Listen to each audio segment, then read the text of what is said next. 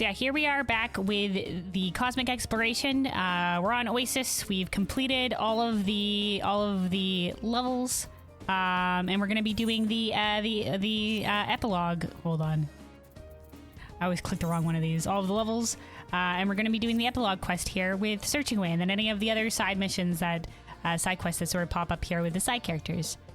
All right, Searching Way. Memories orbit. Having come this far, Searching Way is confident that nothing can bring the initiative down.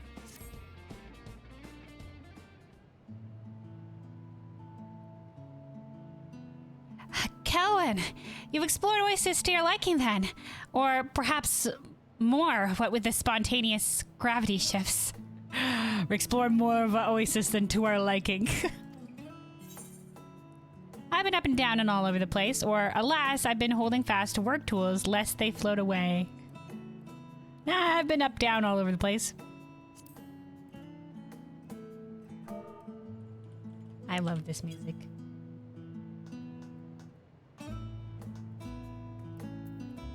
Naming Way. Hello again, my friends. I'm pleased to report that appellations have been assigned to most everything, and with nary a gravitational mishap besides.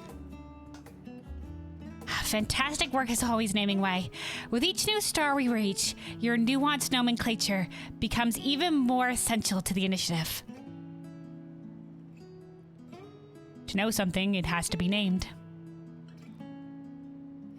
I truly had my work cut out for me this time. Ruin after nameless ruin, and all built by a nameless culture. Naturally, this necessitated a novel approach. Come to think of it, your nomenclature takes on a distinctive theme each place we go. Ooh, okay, all right. Distinctive theme. That must be terribly troublesome to accomplish. I love naming themes. Anytime I do a Pokemon Nuzlocke, I like to give... it's customary in Nuzlocke to name your Pokemon. Not that I don't usually anyway, but I usually have the naming theme. Even when I don't run the Nuzlocke, I'm just like, we're gonna have a naming theme this Pokemon playthrough. For our Pokemon Legends EA playthrough, I've named the Pokemon after flowers. Because one of the main characters is, you know, the Floette. And I was just like, perfect. Anyway, tangent aside. How sweet of you to notice! It is my fondest hope that everyone in the initiative comes to appreciate each star's unique characteristics, so I try to do my part to highlight them. Anyway, you're such a good chap. How about it, Kelwyn? Might you be interested to learn how I've chosen to characterize our dear, despoiled Oizys? Our dear, despoiled Oizys. Yeah, sure. Always Naming Way. Give us the tour. Knowing Naming Way, he's been toiling in anticipation of this very opportunity. Go on then, but try not to get too caught up.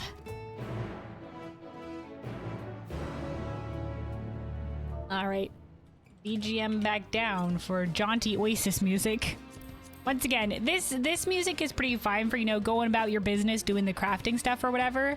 But I will have to say, and I think for most people doing this, it was very jarring doing the introduction and it being like, it brings me great sadness, such a scarred planet with gravity, with the gravity problems and whatever, like the stars tearing itself apart.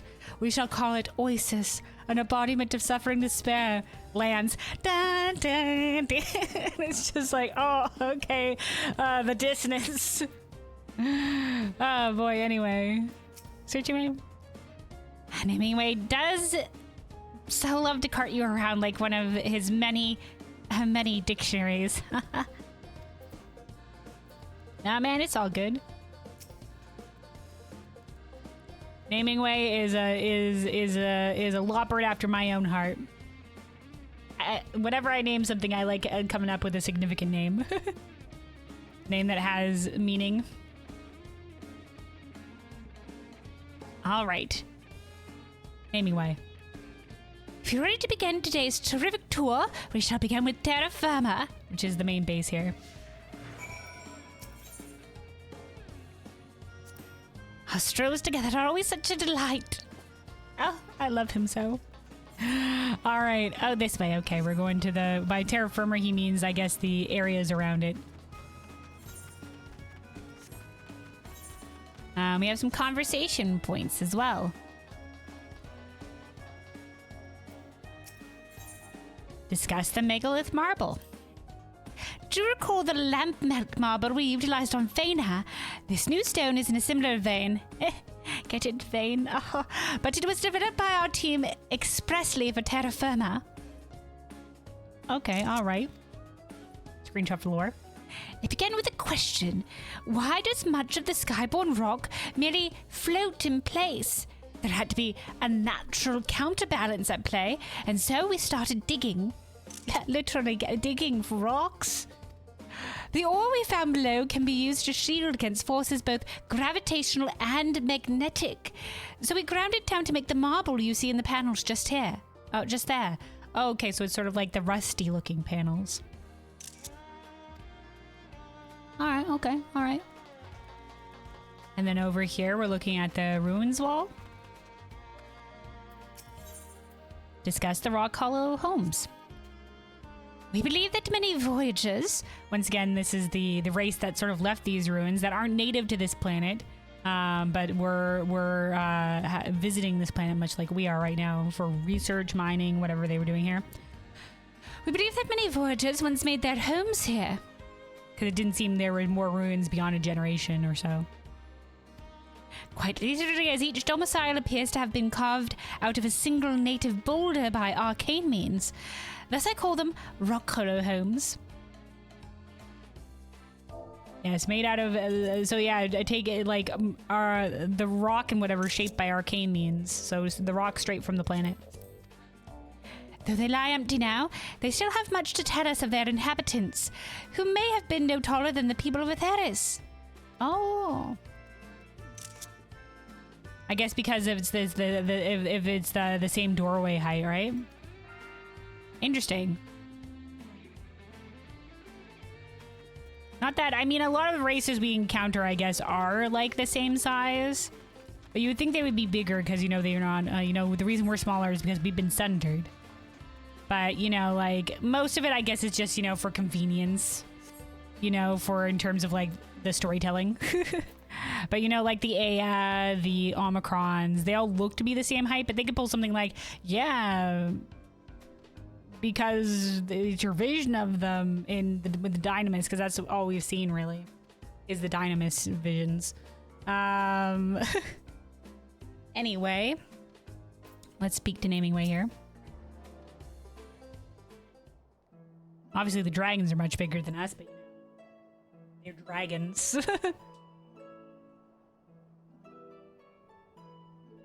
All right.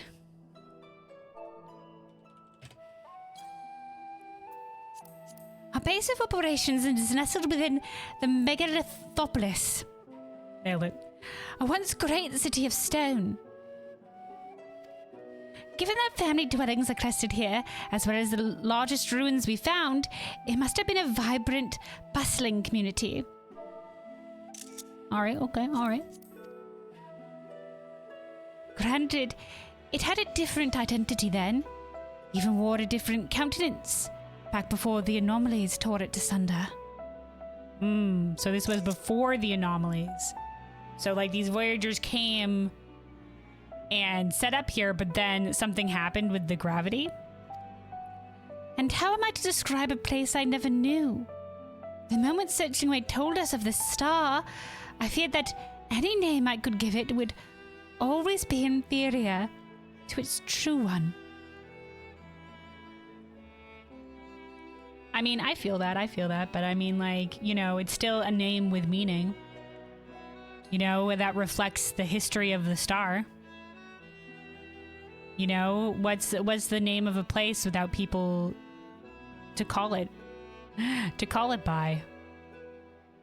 You know, names may change, but the thing still stays the same. The name reflects our observation of it. You know, our star is called the Theris, but for the longest time that name was lost. And people just knew that our personal reflection is Hyland. But, yeah. That was arrogant.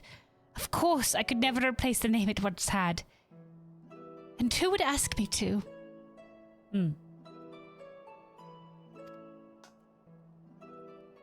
Etheris isn't gone. No matter how time has changed the face of it, yet many of you have never known any home but Heidelin. Oh, see, they're bringing up the same thing. Yeah, the name Etheris was lost.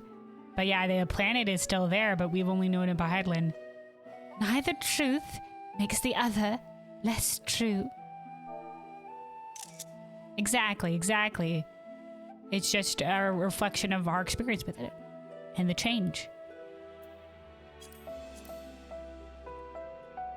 And both names can be right. Oizys can mean something now. It doesn't need to do more than that. Exactly. And if we one day come to know this star's other name, well, I love this. It can have both. That has to be better than being labeled RG46 at the very least.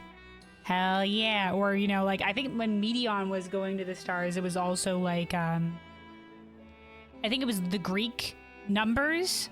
So, you know, like, that's how that was each of the labels. So it didn't have like a name like this. Yeah, just like our star can have both still, you know? As a legacy of its history. Now let us embark on a journey of appreciation for all that this star has to offer.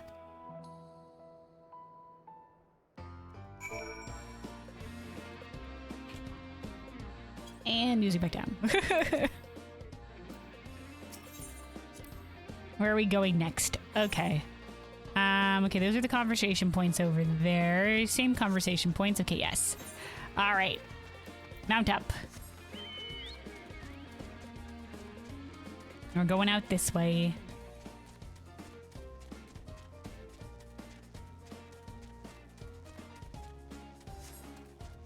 Our little tour with Naming Way.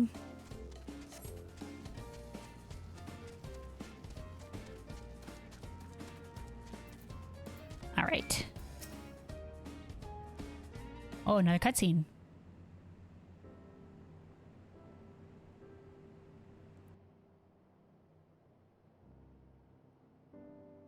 Two towering stone projections reaching toward the firmament, almost as if to taunt nature itself.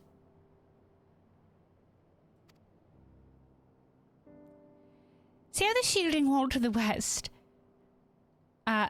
See how the shielding wall to the west is positioned directly between the Megalithropolis and the anomaly. We believe this has kept the region's ruins comparatively undamaged, hence the name. The shield wall, okay. Alright, the shielding wall. So it does, like, the closer, because it's closer to the anomaly, it's being pulled upon as opposed to the stuff behind it. Okay. And now you know that we ourselves are protected by more than just the rainbow crystal's power. Because the rainbow crystal stabilizes, like, stabilizes things. And, you know, like, anti-gravitation stuff. As for what lies beyond, the falsifying wall to the east, nothing but wasteland. For that reason, I see fit to give it the name of a pretender. Well, that's mean. The guy at the rock's just doing his best. Rock's just vibing. Next, we shall pay a visit to what may well be the most captivating place on Oizys. I do hope you're excited, Kelwyn.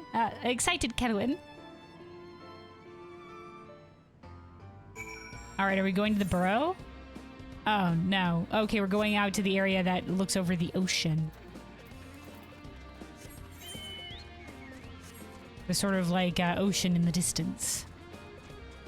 Where you can see sort of like in the very far distance, like the water lifting up because of the gravitational anomaly.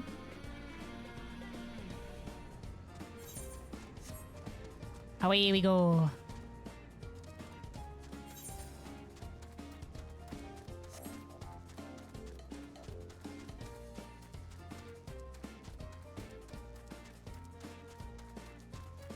See there, you can see the water below. And then like out in the distance there, you can sort of see it like going up. It's very trippy looking, but a pretty cool visual.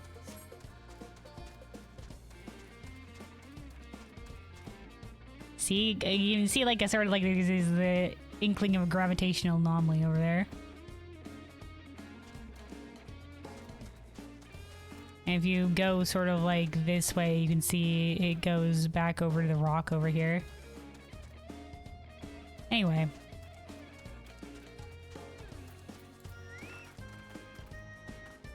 Naming way. I call this mountain the unmoored anchor, though the resemblance is more metaphorical than physical. With a bit of help from our gravitational generators, it connects the stones of Shadefleet to more solid ground, despite being quite adrift itself. Speaking of the sea, to the south sprawls the magnetic horizon. I assure you that that name is more than mere poetic license. You can see on the horizon. Only by the grace of the water's own magnetic properties do we find the sky less full of sea than it is of stone. Okay, that's why the water's not... It's got its own anti-magnetic properties in the water? Oh, damn. Can you imagine what would happen if a living lawbreak were to fall in? On second thought, I shan't speculate. Okay, dangerous water. Now let us cross over to Shadefleet and get a closer look at this star's most fearsome feature.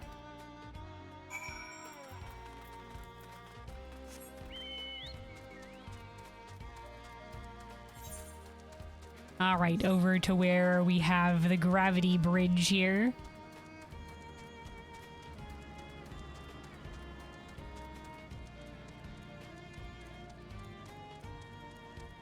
Dun, dun, dun, dun, dun, dun, dun, dun.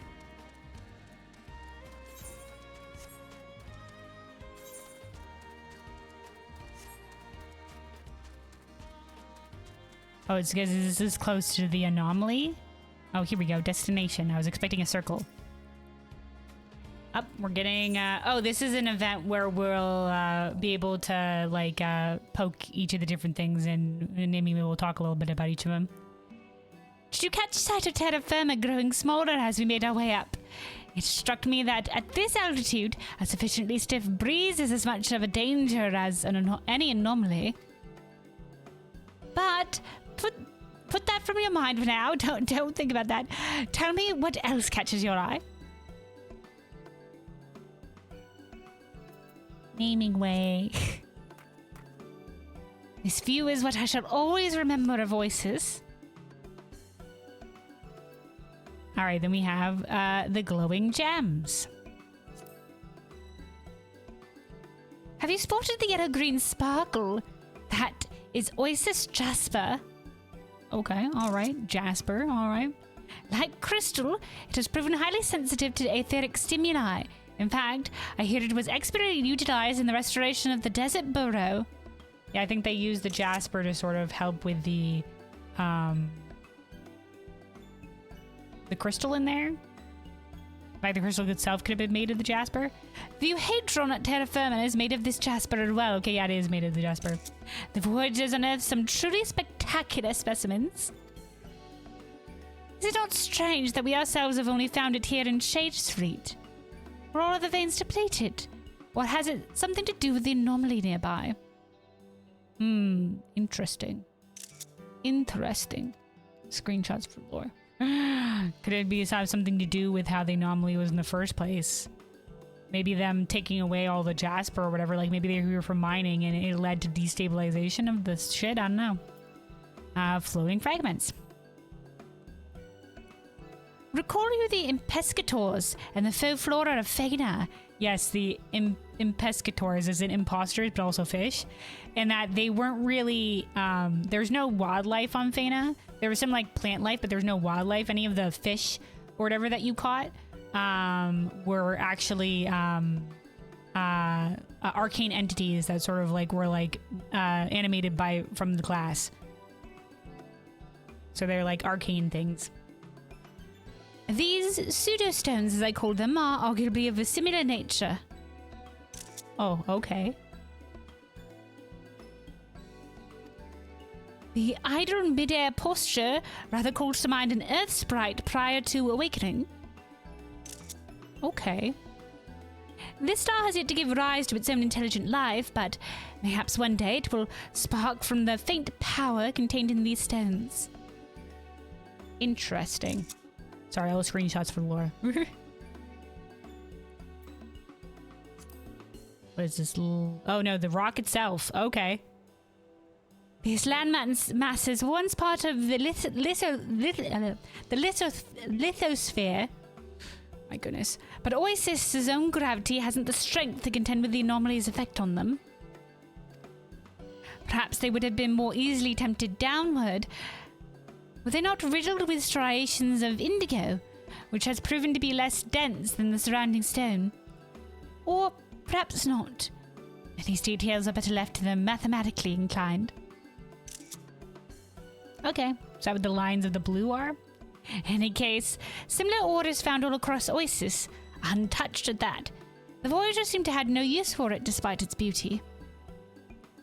So it's only mostly the jasper.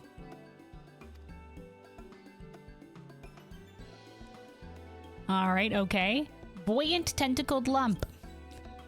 As in the weird plant here. That puffed up plant is kiting pulp, named both for its resemblance to the noble octopus and its ability to remain gently aloft.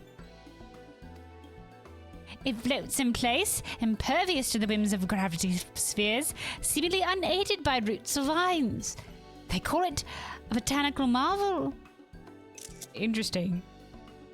I guess it probably looks really funky like this because like roots do grow like in the direction of gravity. Like there's a gravity sense within a plant or whatever. So if you like turn a plant around, it'll start growing roots like from the top because it can sense it.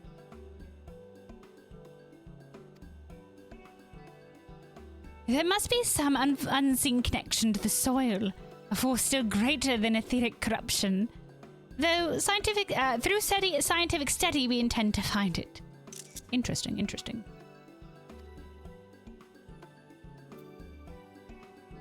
All right, and then we have the red tree, the twisted tree.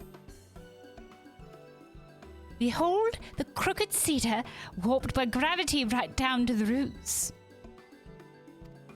Evidently, the anomalies fluctuate faintly, hence some branches are forced to grow toward the nearest sphere, while others are free to seek the sun. Interesting, interesting, okay. A few saplings would be exported to Aetheris to observe their growth under normal conditions. I expect they'll go straight up. Okay, so it is twisted because of the anomaly. Okay. And then flowers in full bloom. See how the blooms share their splendor with the sun? That is why I call them soberia, which I'm sure has some meaning in Latin or something. Their lofty position has caused their leaves to grow larger than is typical, so that they now resemble petals in their own right. Though Shadesfleet's soil has few nutrients and limited capacity to retain water, these hardy plants have only become bigger and brighter. I do admire their spirit. All right, so yeah, that's everything. I think, oh no, wait, we got something up here. Ominous anomaly. Oh yeah, the big thing.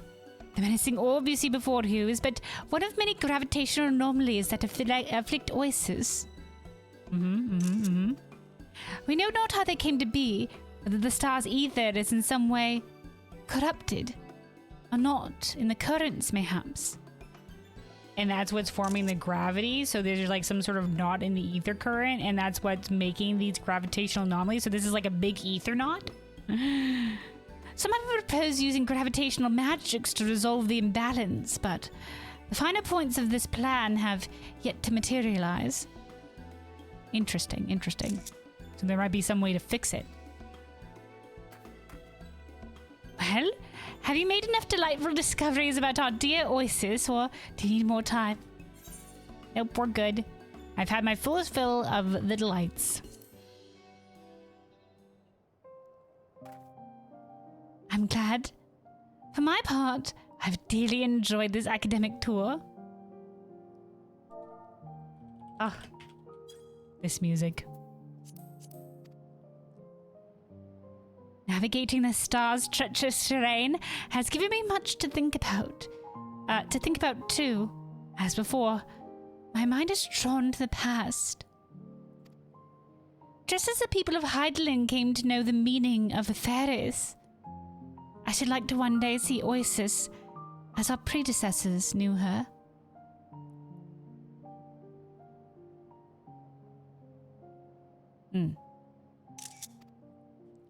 How I wish that the Voyagers were still here, that they might tell us not only their chosen nomenclature, but how it felt upon their tongues and in their hearts. Yeah, I guess like that's sort of like this. I mean, this is the same thing with like real world archaeologists or whatever. Like it's really hard to know like what was the meaning of something, or like other stuff like that. Like you might be able to find like even if you found the name of something. Like, well, even like with translations, it's hard to translate from another language because there's a lot of nuance in that language. And like, you know, like for example, like this name that these guys have given Oizys is a name that's a Greek word. That's a Greek god personification of a pain or despair or something like that. And you know, like that has meaning rooted in Greek. So, you know, like whatever the Voyagers named the star, it would have roots in whatever their language or whatever was. The Loprits are naming it like Greek words because that's the ancients. A lot of their stuff was Greek or Latin. In terms of like name origin stuff.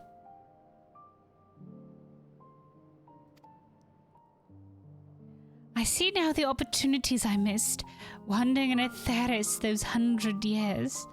Yeah. Naming Way had went to go scout on the planet, and then I think his ship got destroyed or whatever, and he couldn't get back up to the moon.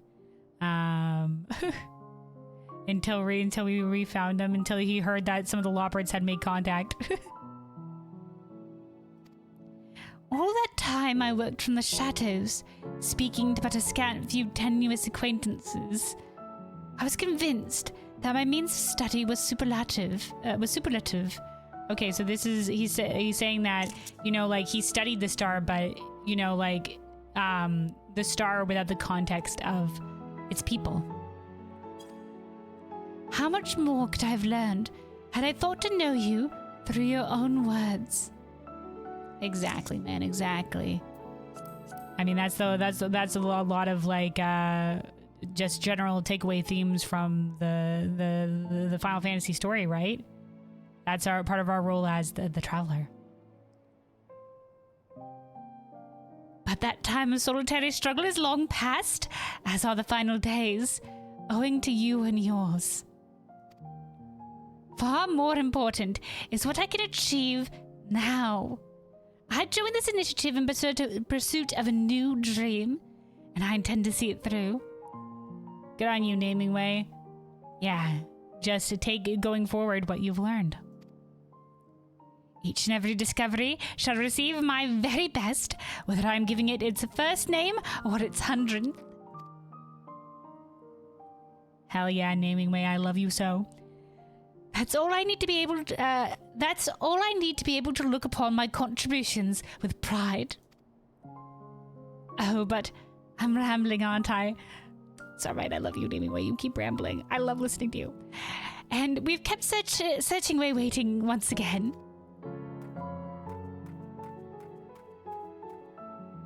Oh, I love him. All right. Once again, like I said, like this entire like cosmic exploration stuff, spiritual successor to all the Endwalker things. I love it. But yeah, we're going back to the main base. Before I do though, my headset is a bit low in charge. So I'm gonna plug this in real quick. Hopefully this cable won't give us too much problem. Sometimes it makes the disconnecting sound a whole bunch, even when the cable's in. But yeah, so USB connecting sound incoming here. and hopefully won't give us trouble going forward. All right. If it does, we'll just unplug it again. Give it a little bit of charge and then unplug. All right. We were done.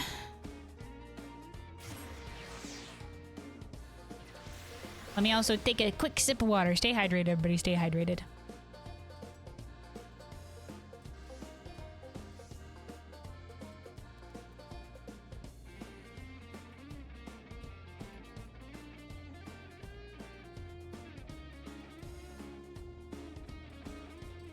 All right, hydration achieved. Let's continue here.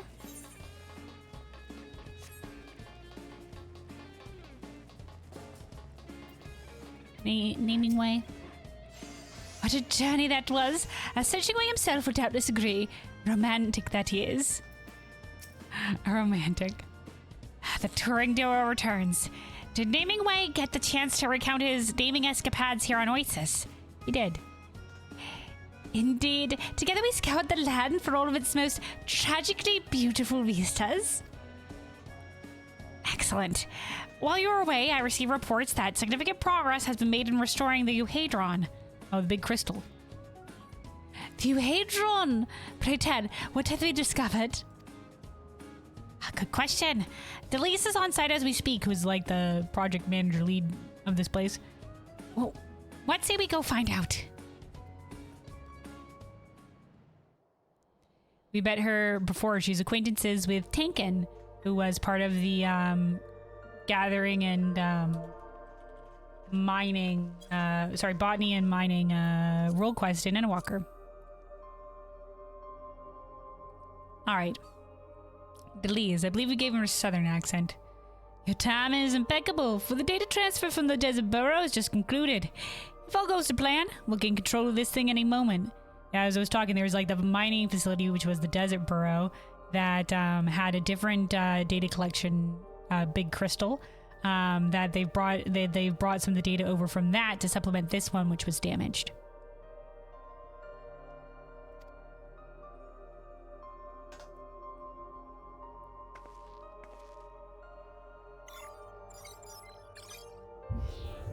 Oh. It's a map. So is this a map to back to their home star? Ooh. What is the meaning of this swirly, sparkling spectacle? Is it some sort of record the Voyagers left behind? Strange. This pattern of light resembles the layout of Star System RG4. Yeah. This is not how they visualize the star system with the orbits. These are by the way too clean of actual rings to be the actual orbits. Planets' orbits can be wildly wonky. Unless the star is just that perfect. Okay.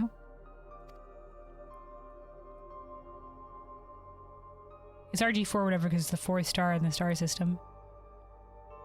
In which case, the curved line would suggest a trajectory.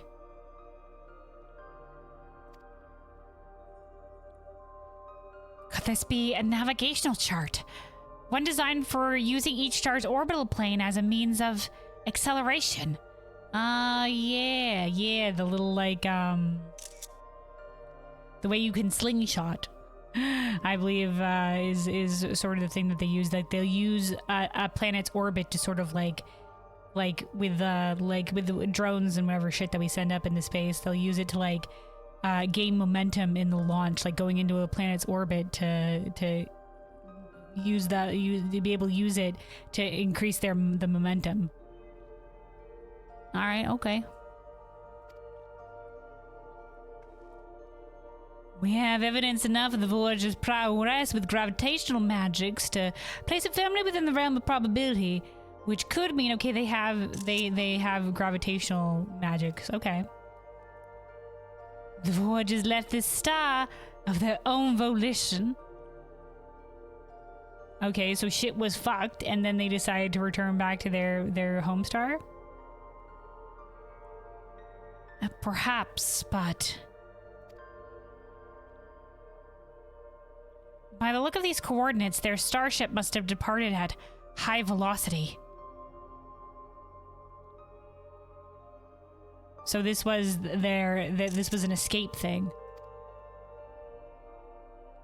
And to achieve this flight path of gravitational magics would necessitate a spell of considerable scale for even the smallest vessel. Okay. Were they to repeat that process to facilitate regular travel, gravity of the very star would suffer for it. Would it not?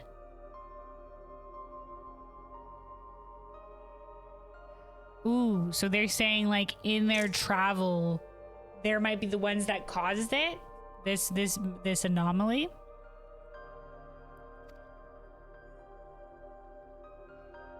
It's a strong theory than what the research team has managed to come up with. I'll see what kind of crew for further analysis of this data.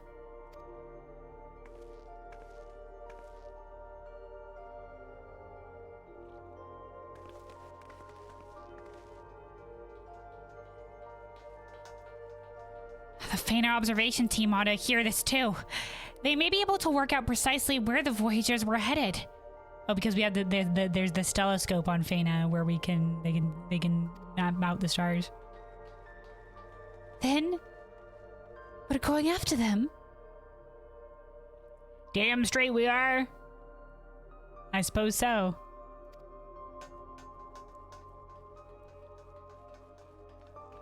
You bet your carrots we're going after them. If we can make contact with their descendants, it'll be the initiative's greatest hop yet. For that reason, I'll have the whole crew pivot to data analysis.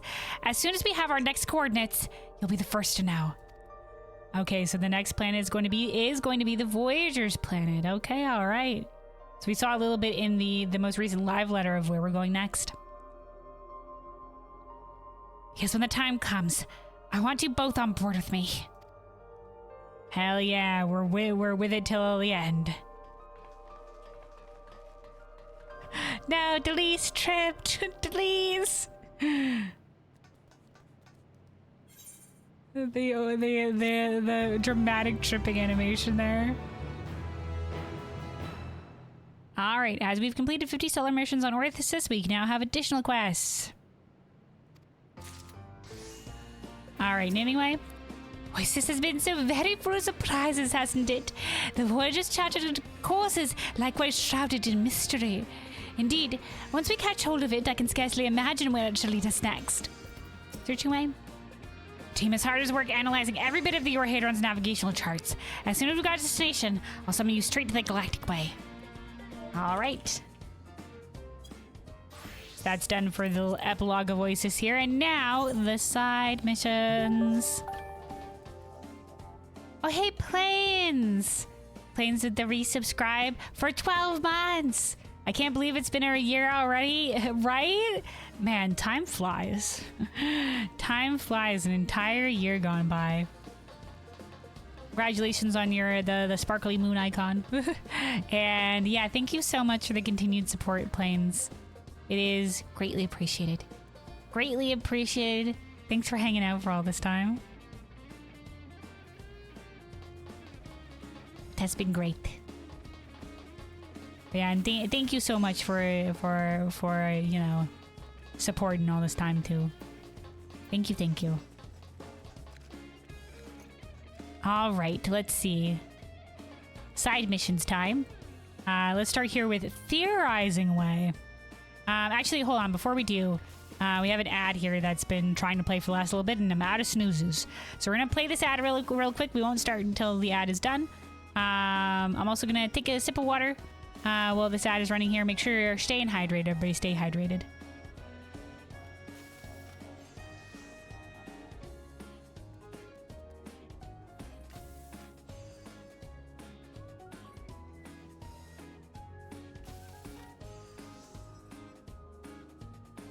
Also, Plains, you said you're operating on like 2 hours of sleep over the last 30 hours. Say what? Def can't stay longer, but wanted to drop by to say hello. Yeah. Well, thank you so much for popping by. But yeah, get some sleep. Get some sleep. Hope you have a good rest. Take care. Have a good one. All right. Let's see. The ad should be done with. Have a good rest of your stream. Thank you. All right. Ad should be done with. Let's start here with this side quest. Theorizing Way. An interstellar field trip. Theorizing Way awaits the arrival of erudite guests. He calls us young Kelwyn, so I'm going to say, you know what, the Loberts are pretty old. So I'm going to say something like, for just a young Kelwyn, naturally my sharp ears have caught wind of your many academic achievements back in Charlayan. ooh, are we getting the role quest people? Oh man, because at the end of the Endwalker role quest and the culmination quest line, they crazily said that they were going to use some of their combined efforts to work towards exploring the cosmos. So a lot of their efforts are probably involved in this place, but we only got some side mentions of them. So we're actually going to see those characters now. Oh boy. Who am I? Why, I am the great thinker, Theorizing Way. More pursuant to our purposes today, I am designated liaison between our initiatives and the studium. Okay, all right, okay. And given that we've been poaching their staff, I've taken it upon myself to lend my incredible intellect to their research wherever so I am able. As it happens, today I'm to welcome a select few gifted scholars who wish to take part in our little project. Would you care to receive them with me? Of course. Man, I have forgotten how I voiced most of the Endwalker role quest people, so YOLO. If they are coming in with the Endwalker role quest people.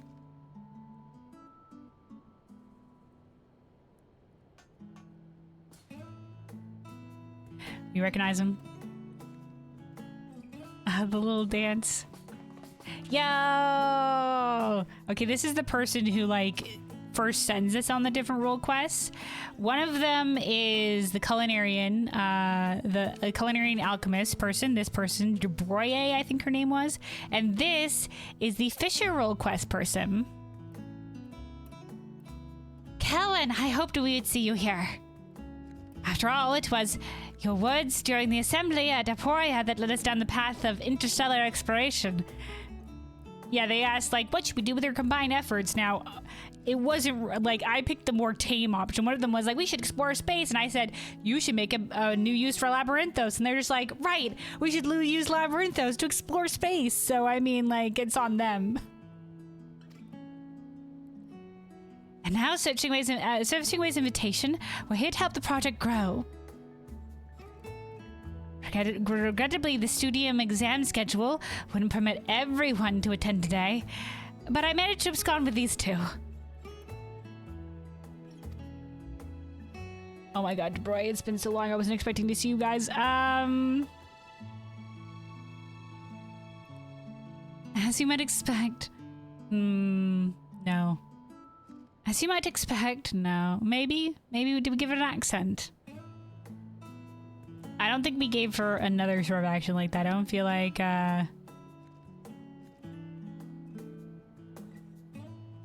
But as you might expect, I've been up to my elbows in dough since last we met. There are yet improvements to Mervyn bread to be made, I'm certain of it. Ah, yeah, so the crux of the Endwalker Culinary and Alchemist role quest was, they were making a better version of Archon Loaf by making Mervyn bread, one that has still all the nutrients, but that tastes better. As sort of also, we call it Mervyn bread as a legacy to the founder of The Last Stand, Mervyn, who passed away, but sort of like the person who we're fighting against was like the head of the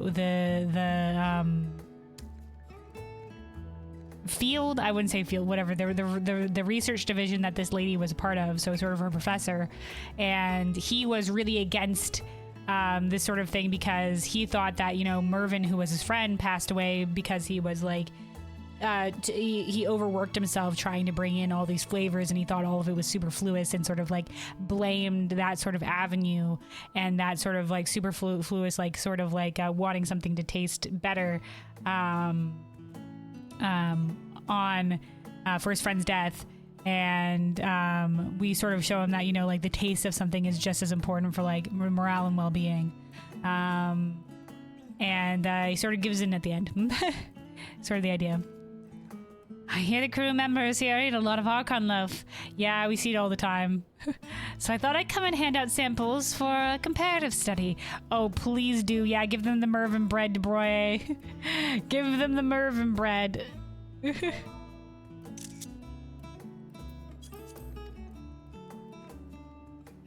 But how fare you, my friend? I think this is definitely how he voiced him. You went to the farthest reaches of the realm for my research, and now here we are, exploring the stars beyond. Hell yeah. We did go to the farthest reaches of this realm, the past, the moon, everywhere. I'm lucky my work inadvertently led to a treatment for ether sickness. Oh, really? I remember he suffered from ether sickness. I'd rather not describe the visions I saw on the voyage here. I see. Yeah, he suffers from ether sickness. Still, a trip like this is well worth the misery, for I am most intrigued by the correlation between stars and stellar currents and poor Oizys' plight. I would make sense because he studied the water currents. So the ether currents, there's the ether currents of the land, and the celestial currents, the like wind ether currents, and then there's like the water currents with ether. So he studied the water ones, and that's why he's part of the fishing role quest. I'd like to take these two on a tour of the initiative's newest base of operations, that they may witness the fruits of their research directly. Hell yeah, dude, the Endwalker Roll Quest people, let's go! Thanks to my tremendous forethought, all is in readiness, my dear. You may show them around as you see fit. And who better to give an overview of the latest developments than Kelwyn Light herself? Because we've been part of the initiative, or because I'm a hero? Oh, do calm yourself. You need only chaperone their field trip and answer whatever questions they may have. Yes, you can do that. I volunteered you. Calm down. You can do it.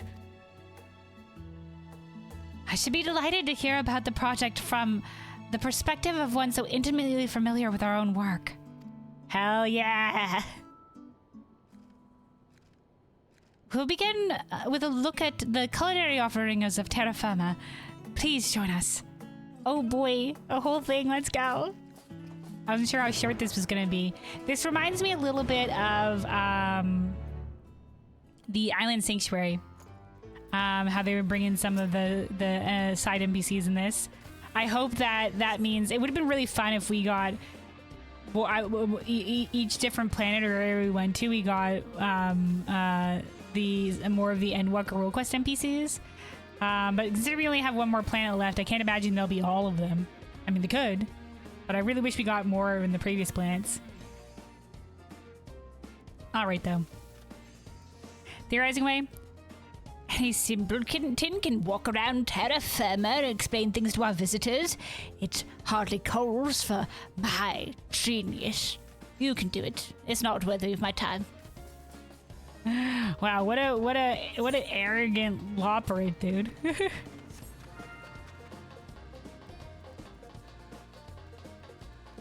All right, here we are. I'll have to refresh myself on how I voice these characters. Given the limiting factors on for next time, given the limiting factors on what can be brought out here, the food supply must be want for variety. The crew will doubtless appreciate De Broy's hard work. Hell yeah, they will. Scrutinizing researcher. This is what they're researching in Charlayan? What are you talking about? The bread? Hey, listen, food is very important, lady. How else are people supposed to function? Hey, yeah, get out of it. Sampling researcher. Well, it looks normal enough. Whatever that means. Alright, Tlaka. Not only must I resist spoilage on the journey, the food must be fitting for its new environs as well. Boy, did you know that each and every recipe offered here was approved by our very own Faculty of Medicine? no, that's right, it's the Faculty of Medicine. Nice. And I've just asked these 3 volunteers to sample my latest iteration of Mervyn bread. There's a 3rd volunteer? It's so light and fluffy, I can scarcely believe it has the same nutritional value as Arkenloaf. Despite our best efforts, feeding the crew is a major challenge. See, right, lady? Harvest from their stars undergo laborious quality checks, and even then, supply is short. We try to import more than Arkenloaf, but our daily offerings are woefully limited. Mervyn bread would certainly make a welcome addition. Oh, okay, so she wasn't as scrutinizing as I thought she was. I thought she was looking down on us, being like, this is what they're researching in Charlane, but it was more like, this is what they've been researching in Charlane. Oh my god. I'm pleased to hear it. This is precisely the sort of problem that I hope to solve with my research. Yet there remains logistical issues. Professor Gavroche, who was the one that was part of the quest line, helped to streamline production considerably, but to bring so many loaves here... Have you any insight, Kelvin? Okay, what are our options? We could produce it locally through stellar missions, or add preservatives and hope for the best. Through stellar missions. Yeah, we can help produce it. We'll produce it locally. We can get some of our culinarians in on this shit.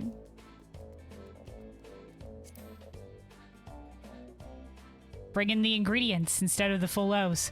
Of course, the initiative has its share of add preservatives, hope for the best. That's our second option. Of course, the initiative has its share of culinarians. With their help, preparing it on site would be a trifle. This has been a valuable excursion. Already I have splendid ideas for the furtherance of Mervyn bread. Oh, and by all means, help yourself to the rest of the samples. I was like, yeah, hell yeah, bread. I knew Debroy's research would prove useful here. Next, let's descend into the desert burrow where the principles of atheology are being put to the test. Oh, all the way to the ether. Okay, all the way to the burrow. Alright, how are you guys hanging? Oh, I can't wait to eat more Mervyn bread. In fact, I shan't. I'm going for it. Seconds. It means a lot that there are people all the way back on Aetheris trying to help us here on Oizys. Oh, see there. You know what, lady? I judged you too soon. All right. Oh, did I ever attune to the? Oh shit! Did I go all the way out to the desert bro and I didn't attune to the thing while I was there? Shit. Whoops. Well, we'll have to do it this time. First thing we do, we're tuning.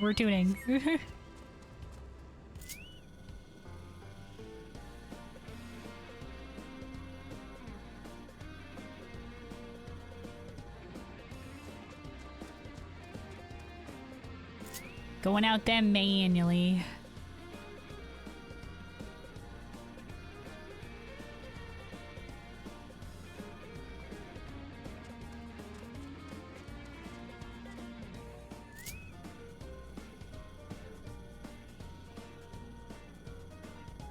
All right, almost there. There's the last one, and then we're gonna attune. We're gonna find the little things so that I can teleport out here next time.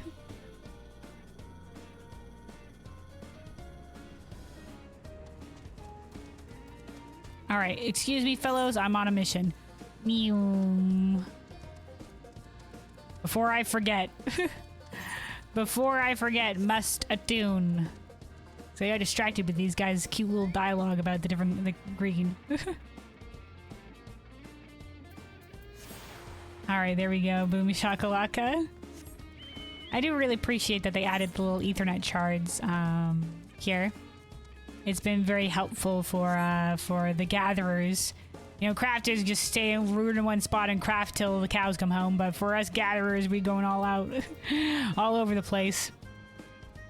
Though a lot of the missions you can sort of just repeat at like the same spot, but still, like, depending on where and what you're doing. All right, Debray. How long have these ruins been here? In such pristine condition.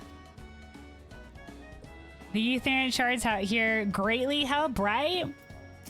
Right, Kialiapo? Ruins of an unknown civilization, buried under a wasteland. Why, any scholar would swoon at the sound of it. Right? Pretty awesome. I was hoping for more, like, lore stuff when we did open these doors, because when we first found the ruins, they were shut. And then, you know, like, in the next levels, they opened up. Alright, Tlaka.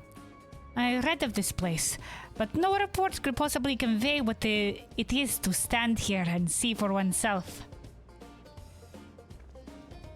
Structures would be an architectural feat regardless, but that the stone devices within are capable of access control and data storage, it almost beggars belief.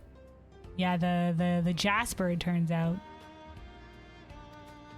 The Faculty of Etherology helped to analyze the mineral samples, you know. They have compositions the likes of which we've never seen. Interesting, interesting. Every indication points to their having once been fossilized plant matter. Okay, is that why they can channel ether so well? But that would call the very foundations of etherology into question. Furthermore, our own command of ether allows us to elicit only a fraction of the response this material would have given the better attuned voyagers. Our own command of ether allows us to elicit only a fraction of the response this material would have given the better attuned voyagers. Better attuned to the specific ether or better attuned to ether in general? Now that they're gone, we may never know the truth of it. Interesting. I'm sure you can figure it out, or we'll solve the mystery ere long.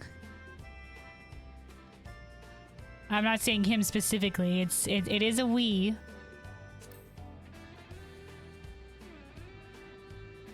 I'll find the answer myself, if that's what it takes. This interstellar research leads one to the strangest places, doesn't it? Hell yeah, yeah. We intend to see more of Oizys, but you needn't spend any more of your valuable time escorting us. We'll be certain to check... are you sure, man? It's a crazy gravity fluctuations. I would feel better escorting you guys, but okay. We'll be certain to check in with theorizing way ahead of our departure so that you know we haven't fallen into a gravity well.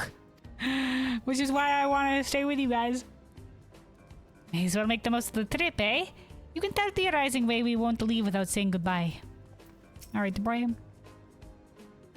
We study the phases of ether in the Faculty of Medicine as well, but I'm always keen to hear a professor's perspective. I can't remember. I think he did get this. He was a student, but he changed into this guard because he got a promotion. I don't know if he's professor. I think he might be professor at this point. That it might have been his promotion. I cannot imagine how a scholar must feel to gaze upon such a sight. It's astounding to me, and I'm merely an administrator. All right. Back then we go. So this is sort of like going out to each of the areas and sort of like giving our insight into how some of their research is being used as part of the initiative. I love it. All right, theorizing way. Welcome back, young Kelvin. I take it our student visitors are still enjoying the sights. That they are.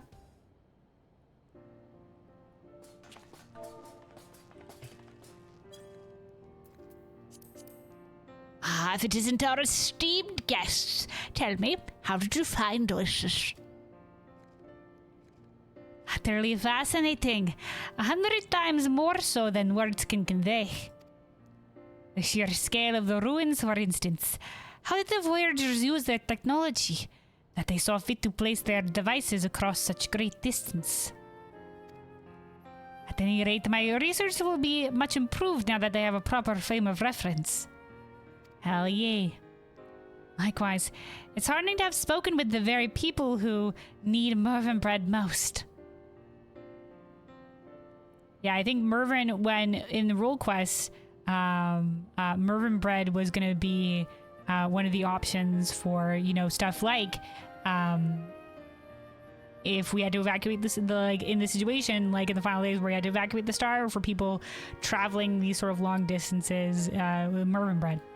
Something that would be easy to make with simple ingredients, but also nutritionally valuable, but then also tastes good for morale.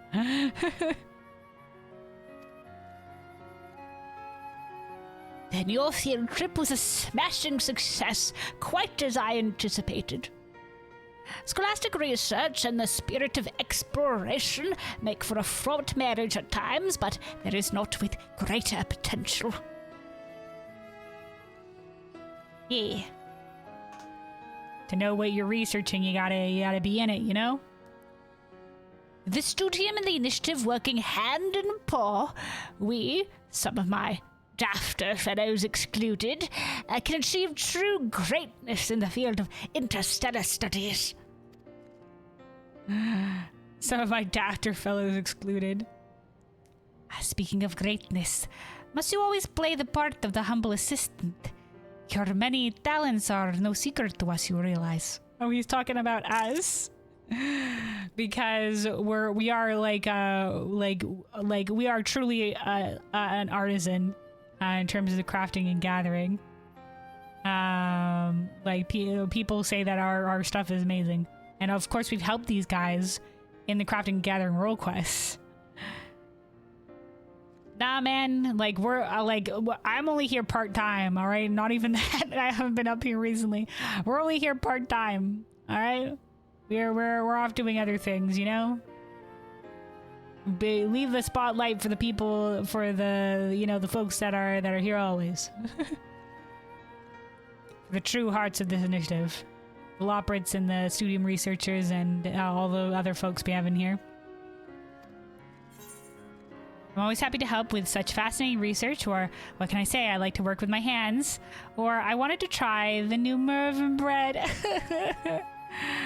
That was not a specific response. I'm going to say I'm always happy to help with such fascinating research.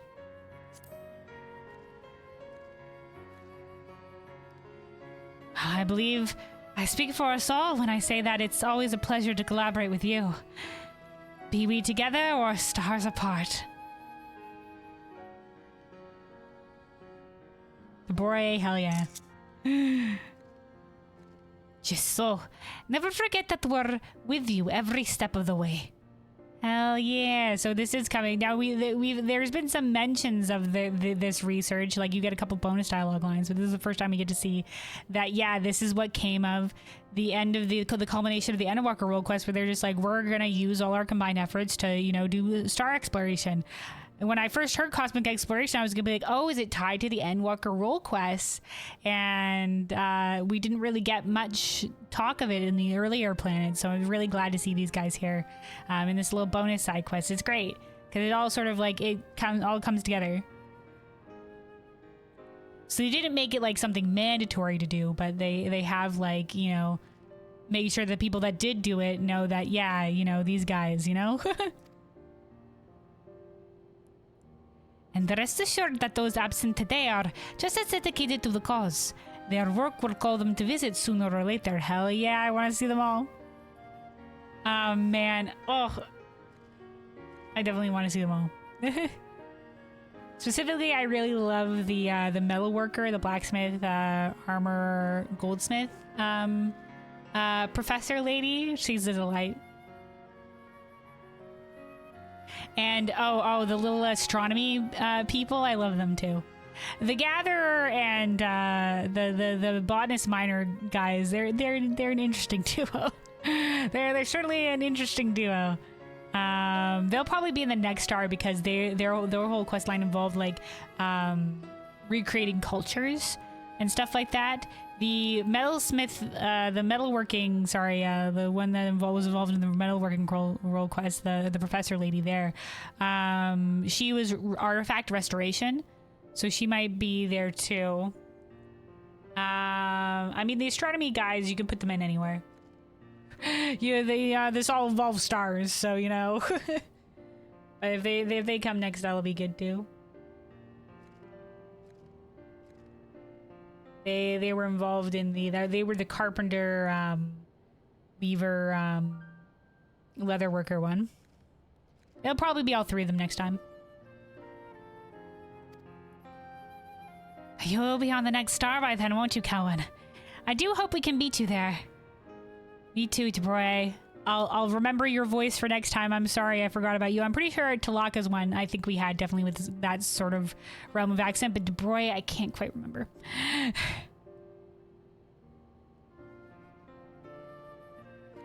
Don't be a stranger.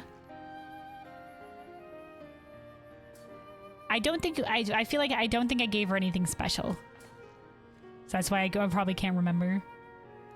Oh, searching way. Aren't you a sight for sore eyes? Welcome to Oizys, my friends. Searching way. I'm so pleased you came to see us. Why wouldn't I? You're no less a part of this project than I am.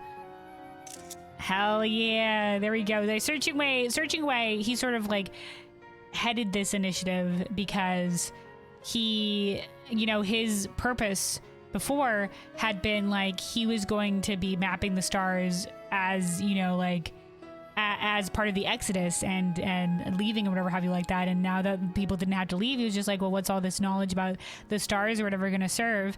And then he met people like at the Studium, and apparently like their own initiatives to go explore the stars.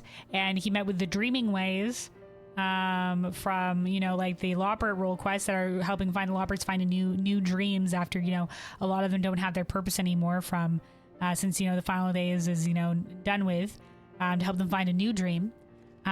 Searching Away was just like, oh, we can go researching, exploring the stars just for knowledge's sake. And, so that's sort of what spearheaded Searching Away's dream. I'm honored to hear you say so. And come to think of it, I never did get to rub those ears. Oh. No, I also remember this. I think Searching Away must have been the Loppert that there... I remember there was one Loppert that was with us at the end, at the culmination quest line. I'll have to watch the culmination quest line again, but I guess that was Searching Away. That was part of the one Loppert that was present at the culmination quest line. If you did all the Endwalker role quests.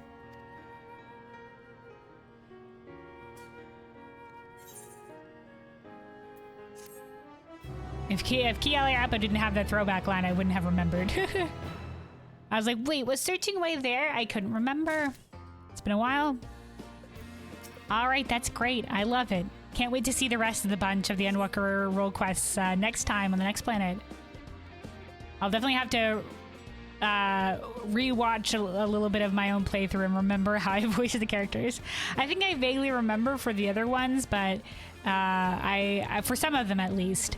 But yeah, usually like I voice a character by the way that they look. So if they ever come back, I'll be like, okay, yeah, based on how they look, I think I remember how they voice this character, or if I gave them a unique voice or whatever. But sometimes I forget. Anyway, Theorizing Way. It pleases me to foster, and sometimes they'll have like their own like accent markers or anything in their dialogue that will, you know, indicate how they sound. Anyway, Theorizing Way. It pleases me to foster a healthy working relationship with the Studium. Intellectual curiosity is the fuel that keeps these gears turning, as I always say. All right. Let's see. We have, I believe, yeah, a couple more of the side quests. Let's go along this way because I know this is Mumwepo, and we'll save her one for last. All right, Cosmoliner Engineer. Hello. This Cosmoliner Engineer would rather do anything but his job. You there. Could I have a moment of your time?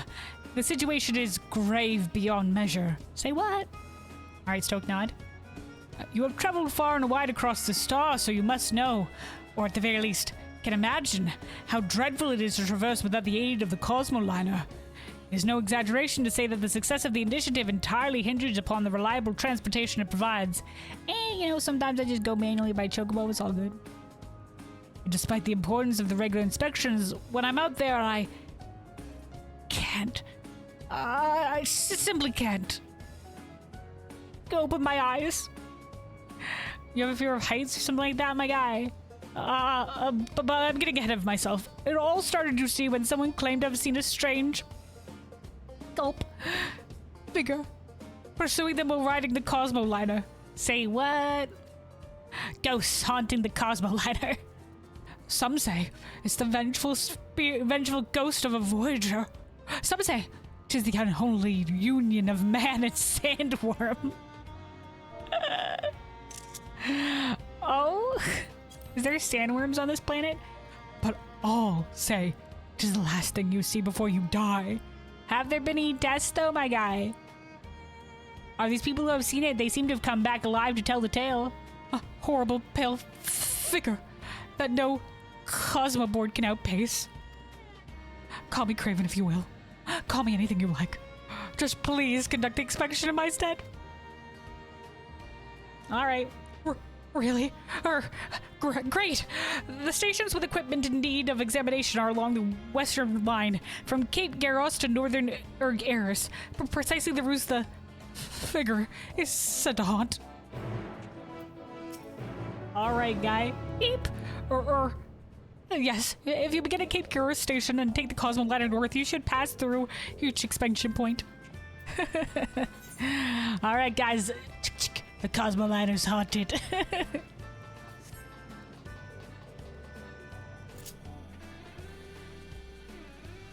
I bet you if it's a pale figure, it's just gonna be something like a Loppert or something like that.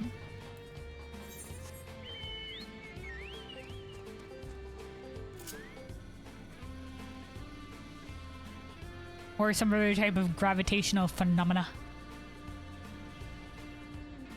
Oh, here we go. Are we about to be haunted? Oh no, wait, no, that's just the, never mind.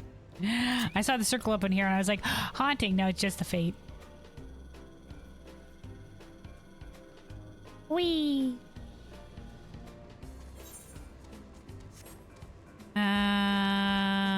I guess I could have taken the Ethernet thing or whatever, but I figured the whole thing is about the Cosmo Liner, we might as well. Alright, destination.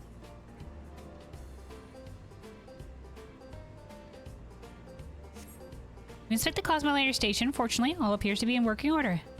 You scan your surroundings, but nothing resembling a pale figure catches your eye. Perhaps you should move on. Alright, to the next one. Whee!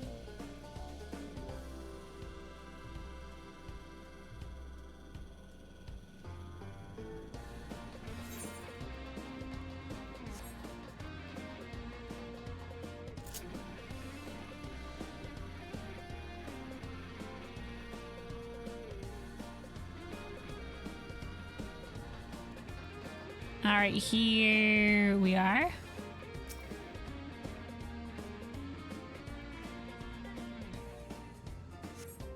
Inspect the Cosmo Lighter station. You notice the replacement needed lamp is lit, but otherwise nothing seems amiss. Oh, just like cars. And yeah, the engine light is on, but no, it's fine. As for the pale figure, there's a Loppert present, but you are unlikely to be in any danger. Perhaps you should move on. Dead Lopperts. Alright, all the way to the other side of the map up here.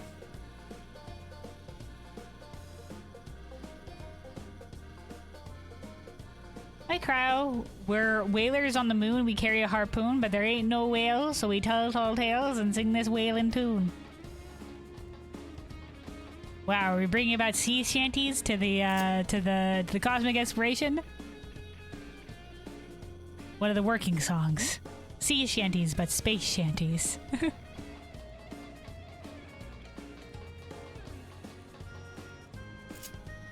It's from Futurama when they go to the moon, but yeah, space shanty. Oh, okay.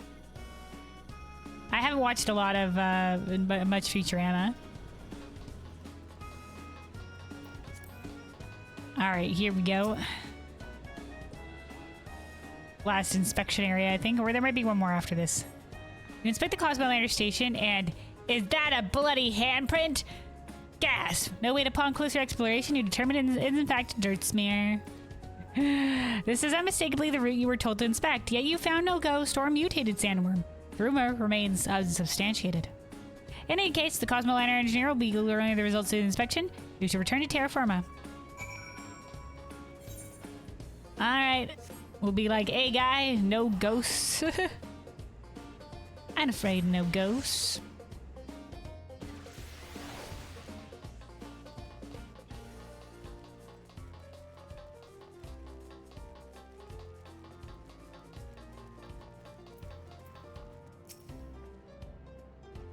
You're back? Thank the gods. So you scrutinized every last element. Yeah, I did my job. There's nothing there. No mind-shattering sight? No race for your life? Huh. What could have inspired such vivid rumors then? A mech pilot racing to a red alert zone? Or could be a ghost, but one that picks its battles wisely. Could be a ghost, but it saw me and it wasn't ready to tango. Or probably just a high-speed drone. Or a sandworm in pursuit of an especially unlucky lawperate? Could have been. We'll say probably just a high-speed drone.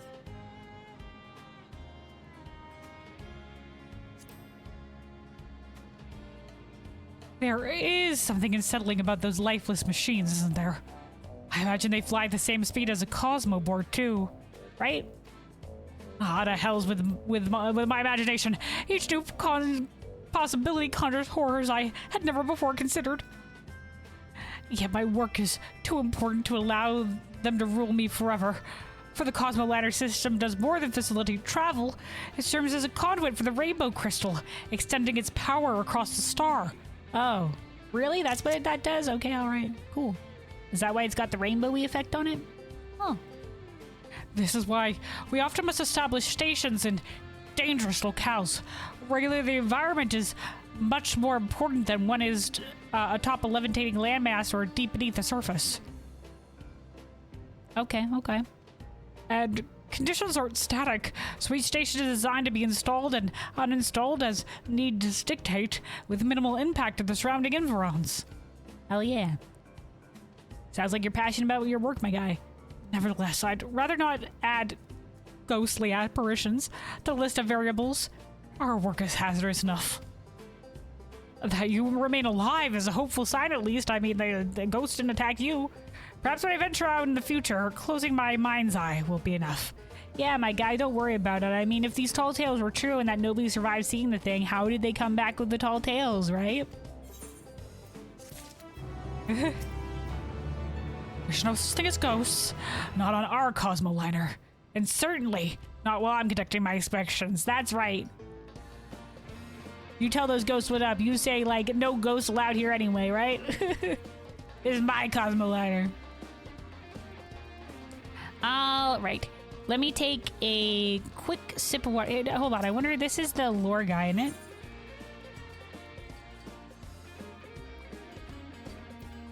We got more that we can talk about. Emerald Echoes. Location of a ruin exposed by gravitational anomalies in the north of the region. I have on good authority that the tunnels discovered are actually the vestiges of a mine plied by those that once called Oizys home. Is mine. The research team seems very confident in their hypothesis. They say there are signs of mining activity all across the region, in fact. If they're right, it stands to reason that Euhedron was also unearthed by the star's former residents. Shadefleet. Shadefleet's the flotilla of huge stone shards over by the east. I hear it's actually slowly listing towards the anomaly nearby. When the whole mass became unmoored, countless deep blue mineral veins were exposed. The researchers always joke about it being one giant geological sample. They're not wrong, though. The air is rich in natural resources that otherwise be malms underground. Just mind your step when you're exploring the area, you hear? The Morose Well. Not but the edge of a vast, fathomless desert. It's located in the northeast of the region if you want to take a closer look. Oizys is so many gravitational anomalies, but the one above the Morose Well is the closest to the surface, hence the dramatic impact on the landscape. Okay, with it being all sand? Whatever was there before got sucked into the vortex, leaving behind a bleak expanse as far as the eye can see. I suppose that's the fate awaiting every last grain of sand on the star. Yeah, I feel like we've read these other ones before. Yeah. All right. Anyway, last set of side quests here with Mumueko. Before we get into this, let me take a quick sip of water. Stay hydrated, everybody. Stay hydrated.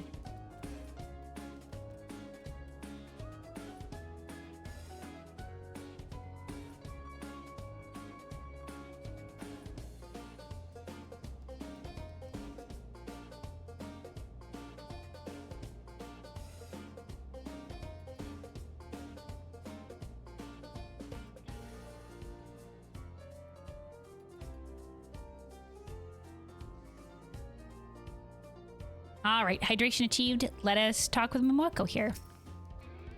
So she's sort of just like kind of a project manager here. She keeps everything running smoothly. As part of the initiative. All right. Hello there, Kelvin. You've been assisting the expedition team quite a bit. Yet I expect to have some free time right about and now. For you, always, or you'll never take me alive. Man. For you, Mweko, always. You keep this place running shipshape. Wonderful. You, my dear, are nothing if not dependable. Oh my god! Is it a little vacationing drone? Or, mammoth? There shall be no rest for Mumweko's favorite pair of idle hands. At the business then, Counselor Yadeb, who is Y'shtola's half-sister, who's part of the Charlene Council, has submitted a report to the forum as planned. In response, it passed the motion to endorse the initiative and increase the budget. Oh, damn. Yet the counselor was more thorough than she let on. In an investigation of our working conditions, she identified 2 individuals whose health is at risk. Oh, so she even did the research for the current state of the crew. In their words, so priceless a fuel as passion, burnt in perpetuity, turns talent to ash. Ooh, dude, she's wise too. Thus are we compelled to rectify the issue. So priceless a fuel as passion, burnt in perpetuity, turns talent to ash. That's right, guys. Make sure you don't burn out. Even on stuff that you're passionate about, you know? Gotta take time, take breaks, do other things, come back to it, you know, take care of yourself. With the weary souls in question operates, we might feed them a few extra carrots and send them on their way. No, man. This is why we need the other Loppert manager that co-manages with Mumweko here, because they both need the perspective of the other. Alas, mere mortals that we are, require actual rest. Which means the Lopperts don't? Which makes it all the more troublesome that our best and brightest refuse to be parted from their work for even a moment. We must save them from themselves. To that end, the forum has sent us 2 vicarious vacationers. Mammoths designed to assess fatigue, monitor work logs, and generally encourage a healthy lifestyle. Okay, alright. Your job is to bestow these upon our most overworked contributors, Delise, and Justa, to ensure that they gladly, and ensure that they gladly accept, alright? Don't freaking leave until you make sure that they accept these goddamn mammoths, alright? I can't have nobody collapsing on me, alright? Listen. Alright, will do, nod.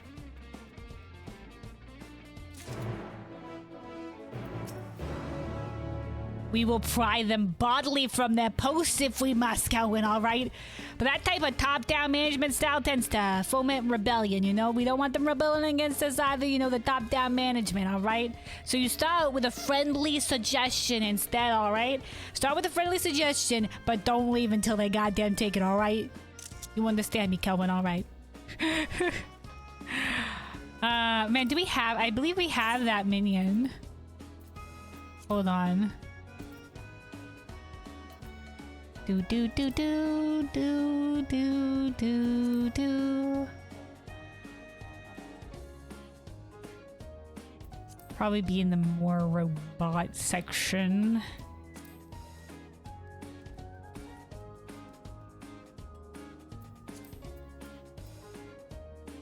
Maybe if I go, maybe a mammoth. Vacationer. Here we go. Vicarious vacationer. This Charlene-made automaton was provided to aid in your work on your island sanctuary. An industrious new model has been programmed to enjoy its vacation as efficiently and effectively as possible to maximize average rest and relaxation among island workforce. Look at him. All right, guy, we got to make sure these guys are relaxing.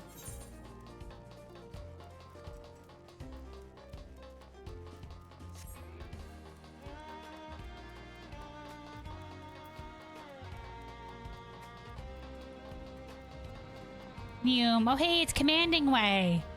This is the blue garb operate that is usually part of the level ups. Oh boy, I'm sorry, Commanding Way. I didn't think you would. I don't know if you would be included again. I think. Oh right, I think we gave them a specific accent. I think it was. I still think back fondly of that moment deep in the ruins when we realized we were of precisely the same mind. I think we gave him that accent. Alright, Delise. Greetings, going. Hoping for a progress report, perhaps. Nope, I'm here to give you a vacation, mammoth, because you're working too hard. Designed at the studio, this mammoth specializes in all forms of rest and recreation. What's this? A mammoth. For you. Take some rest. Take a breaks.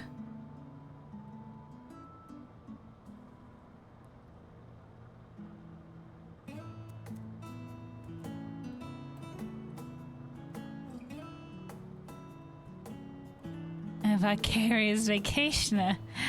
I appreciate your concern, but this data analysis takes priority. No, ma'am, you take priority. You can't do shit if you burn out. I was merely passing time with Commanding Way while we were waiting a response from the Fana observation team. As soon as we get the go-ahead, we... She's already waiting. Get this lady a sandwich and some water immediately. Sit down, lady, sit down. Just a little lightheaded, nothing to worry about. No way, Mervyn bread, stat. Not so fast, my friend. My scanners detect moderate heart palpitations and elevated blood pressure. I prescribe 40 winks on the double. Time to get this lady to a bed. Have a nap. I never thought to question it, what with me being elaborate, but between all the working and chin wagging. I remember why we gave him this accent, because they had some accent markers like this. I don't recall you ever once retiring to bed. Do the Loprates not, Do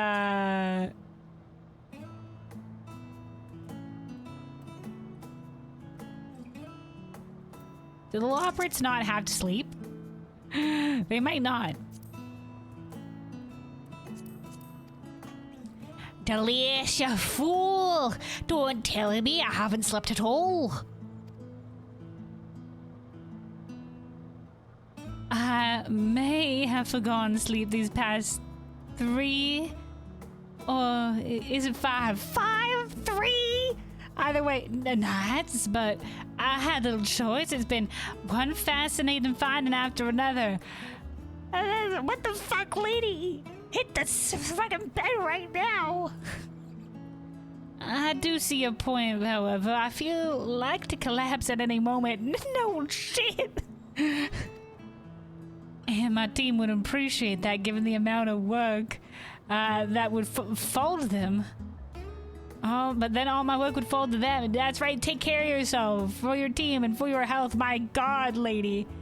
Very well, I concede to my mortal limits.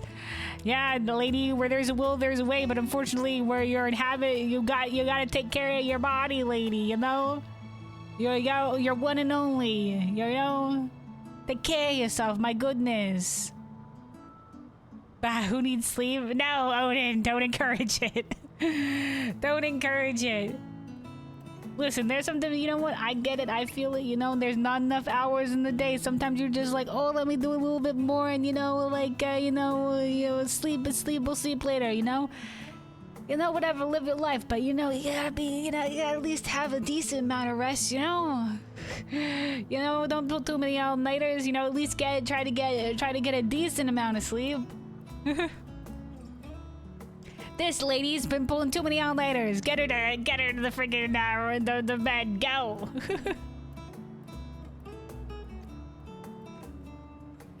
Recommended concessions include a hearty meal, a relaxing soak, and a 9-hour nap. That's a full sleep. I'll even tuck you in personally. Good job, vacationer. Good job. Yes, also get the meal in.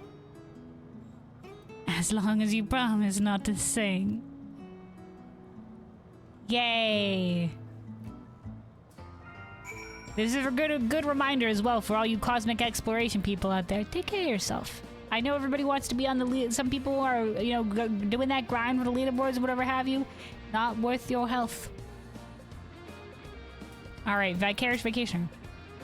Sorry, friend. When you're off the clock, Archon Loaf is off limits. No Archon Loaf, and what am I meant to eat? Oh no. Get this lady some mervyn bread stat or any other thing. My god, I only eat Archon Loaf. No.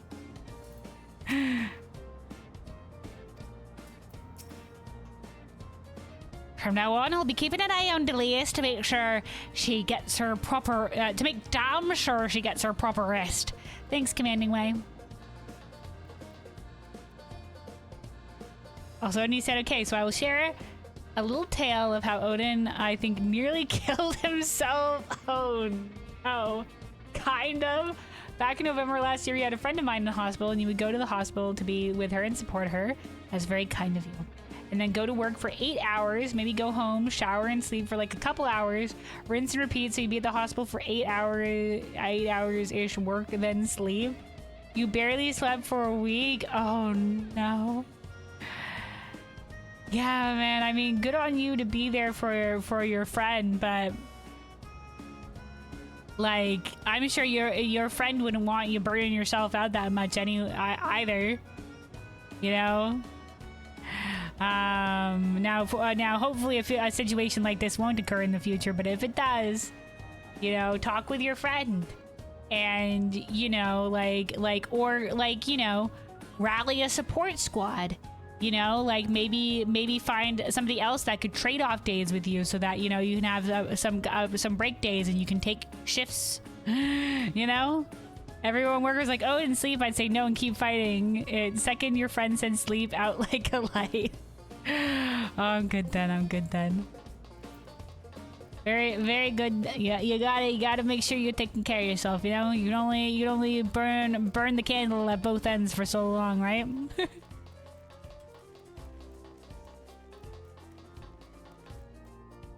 All right, we got somebody else to help to remind themselves to take care of themselves.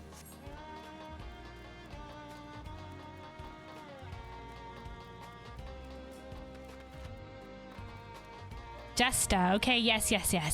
This is the Garlean worker who's been helping with the mechs and stuff like that. She's been a lot of this mech technology is based on Garlean tech, so thanks to this lady. Nearly finished. Oh, a delivery for me. Yes, here, have this mammoth. It's from Chile and it's to help you.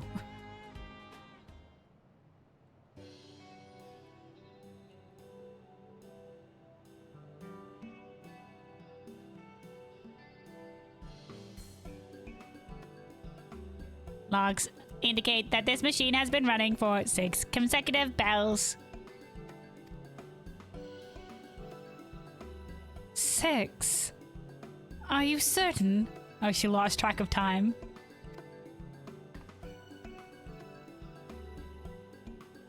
It's just, yeah, this is your new vacation mammoth to remind you to take care of yourself. It's a strange way to encourage me to take time off, but I appreciate it. I think this is the voice we gave Russia. I can't quite remember. The First Legion was never half so considerate. Ah, yes, I did remember correctly. She was part of the First Legion that we ended up helping with. The First Legion being the same Legion that Euless was a part of. We were expected to work tirelessly until such a time as our mission was complete. No offense to your leadership lady, but fuck them. They don't care about you. Bad. Without a strict schedule, it seems I've fallen into old habits.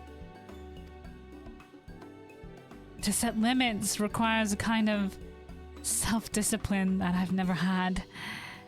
Whereas it's all too easy to lose myself in my passions. I feel that, lady. I feel that.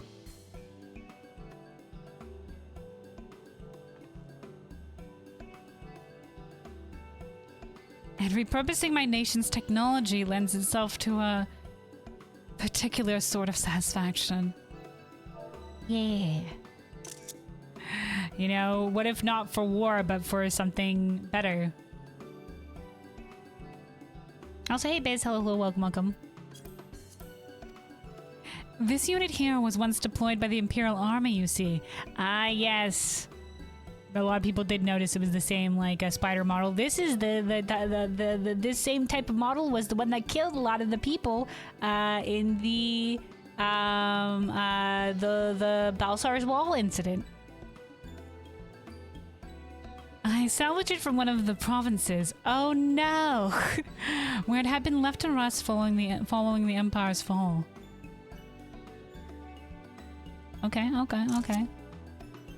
Here it can be used for mankind's betterment, rather than its destruction. Hell yeah!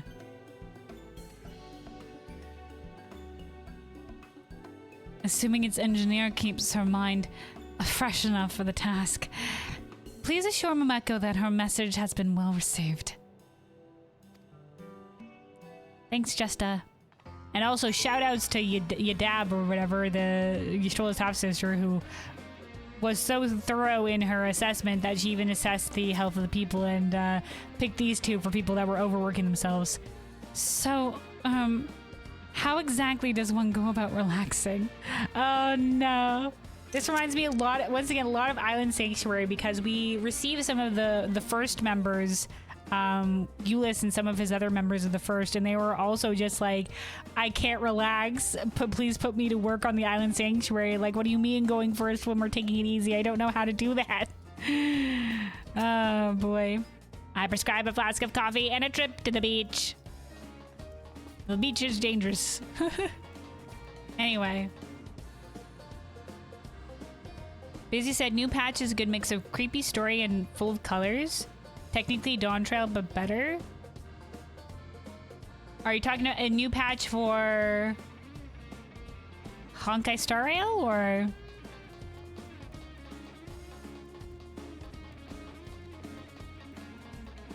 Okay, it is Honkai Star Rail. Okay, just making sure. Yeah, they're on that new planet, aren't they? It was updated yesterday? Oh, hell yeah. Well, glad to hear you've been enjoying it. All right. And now we're back with Mumuko. I think I kept calling her Mumueko. But no, it's Mumuko. Welcome back, Gelwin. Well, your overworked associates amenable to a mammoth solution. They were. Delise took a little bit of convincing. She thought she could keep going. But we managed. Then they're not immune to persuasion, given the right technique.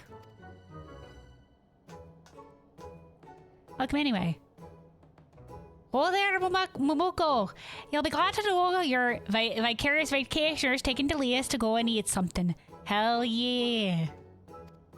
Good reminder, everybody. Make sure you know, eat something you haven't in a while. Make sure you're staying hydrated.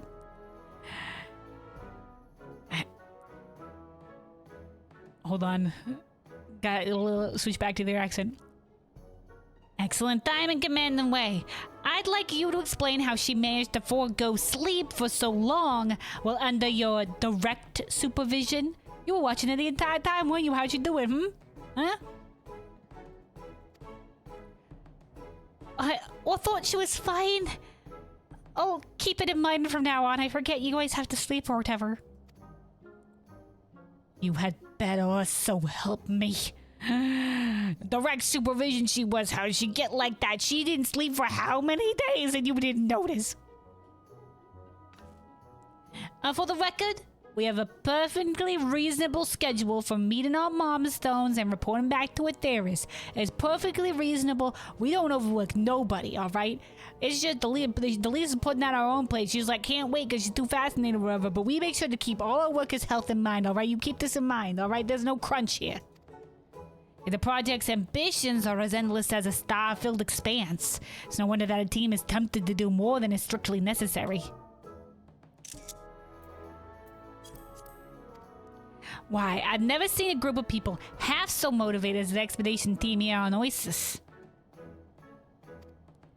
But as we've seen today, that enthusiasm makes it all the more important for management to keep a close eye on its contributors, alright? We can't have them burning out. No amount of short-term gains are worth sacrificing long-term sustainability. That's right. Long-term sustainability for your health and passion in the long run.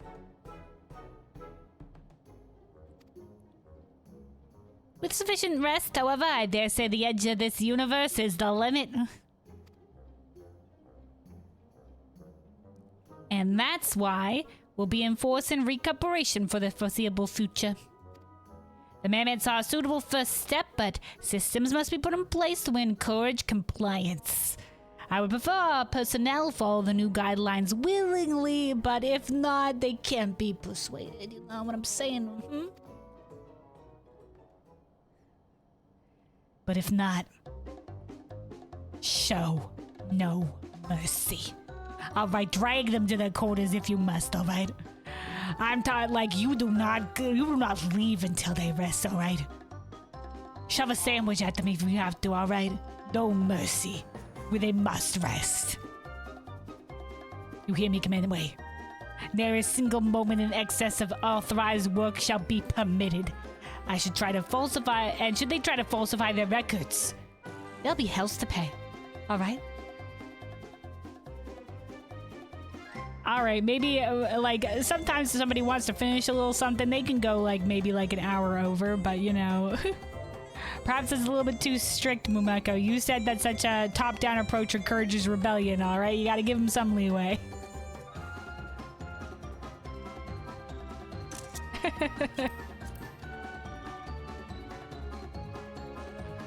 Shrug, I guess. Well, if it keeps them all in good health, can't say I'd complain. And now then, I hear you've been busy helping those in need of succor here on Oizys. Should I encounter anyone fitting that description myself, I'll be sure to steer them straight into your helping hands. You can look forward to it. Alright.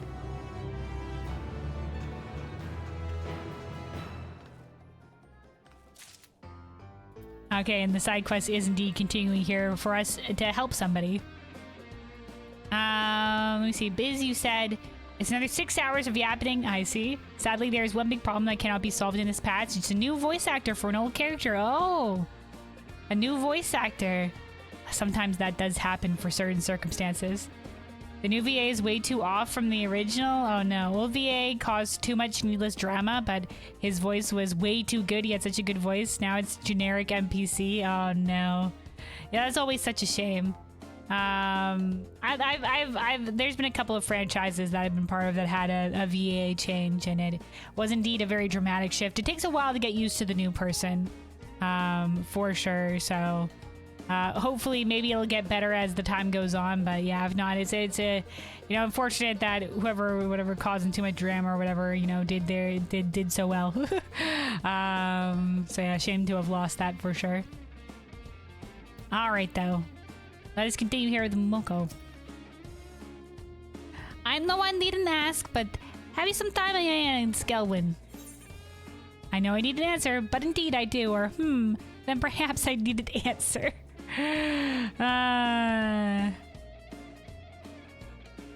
We'll go with the second one. Oh, don't play coy. You do, don't you? You have free time. Don't test me. Okay, you win. Or what if I truly didn't? Wouldn't you feel awful?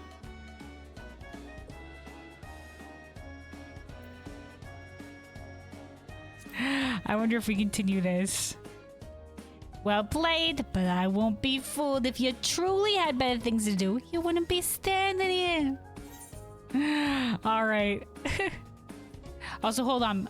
Before we continue with this quest, there is an ad that's going to play, and I'm out of snoozes. So I'm going to play this right here real quick. Before we continue with this quest, we're going to wait for the ad to be done with. Take a quick sip of water while the ad is running. Make sure you're taking care of yourself. Stay hydrated, everybody.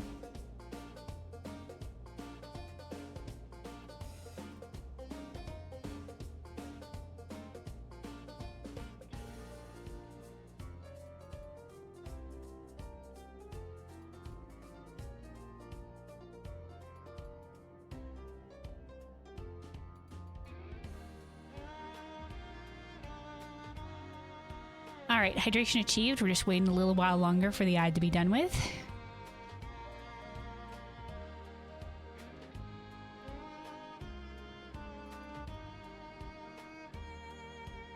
All right, I think the ad should be done with now. So welcome back, anybody that was caught in the ad. Let us continue here with this quest, A Manager's Power.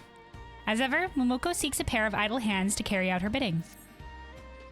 We've recently begun distributing new types of equipment to contributors. Thus far, reception seems positive. As they were costly to develop, however, I must determine whether this has been a worthwhile investment of time and resources. All the more so given that I was the one who approved the proposal to begin with. This is a poor manager who scrutinizes everything but her own judgment.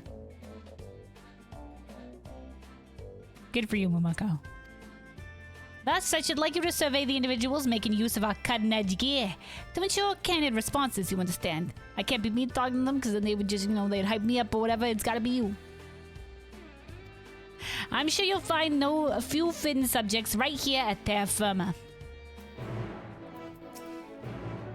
If you see anyone wearing a shiny new suit, kindly ask for their thoughts. There's no more to the assignment than that. Alright. Also being said, by the way, prepare notes before you play Honkai Star Rail. You will need them. There's too much reoccurring stuff, I see. Well, I have a fairly good memory in terms of story stuff, but yeah. I mean, I feel that, like, that's why I take a bunch of the screenshots or whatever, because it helps me go back and be like, let me remind myself real quick. Instead of going back and watching another playthrough or replaying or anything like that, I can just go through my screenshots real quick. And that helps remind me of the Final Fantasy stuff, so yeah. It is really nice when they do bring some stuff back. Like, oh man, we were just recently playing a quest where I'd forgotten that it was Searching Away who was part of the Endwalker World quest, Culmination quest line. He was the Loprite that was part of it. So it was like, oh, the more you know. Sometimes things do indeed slip your mind. But playing it back to back will certainly help. I know when there's time between updates, that's when you start like you start losing it. Hold on, I want to put this core game and add him to my favorites. Oh no, I don't have room in my favorites. Oh, one of these guys has to go.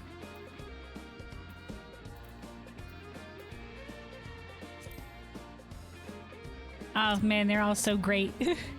Let's remove the book. Here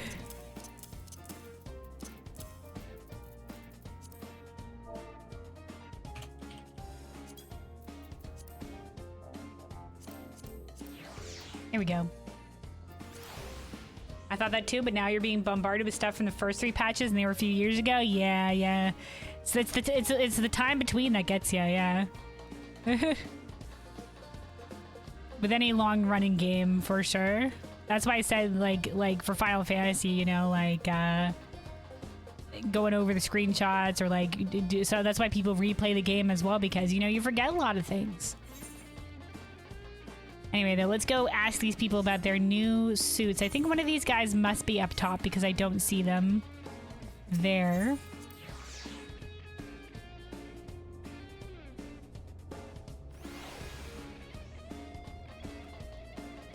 Oh yeah, here we are. Dark Vizier? What is this supposed to be like? Darth Vader? Shooting way. Oh, this is like snapping way. Fabulous! Hold that pose, please. Alright. It even does the... 'Tis I, Dark Vizier. Challenge me if you dare, my child. But know this. You underestimate the power of the darkness. Of the dark side. Hi, are you liking your new suit, my guy? In this garb, I wield the power of the galaxy itself. Its magnificence is beyond question. Okay. My helm is the crown of our cosmic empire. Though through a veil of crimson I see the force of the ether spilling from every last star. Okay, my guy. I'm gonna tell Mumeko I think she's created a supervillain. Anyway, Sorry, darling. He's rather immersed in his role at the moment. This entire track's a subset of passionate proponents, you see. or is it? Sorry, darling. He's rather immersed in his role at the moment. This entire track's a subset of passionate proponents, you see. Darling. Okay.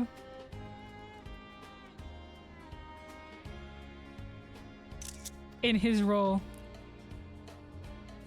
Or maybe like, He told me he likes to blow off steam after work by pretending he's an evil space overlord. Is everything all right back on Atheros? This is a bit weird. this is a bit weird. You know, some guys are special shooting way. Don't worry about it. The corruption of Oizys feeds my power. These guys. What an interesting bunch.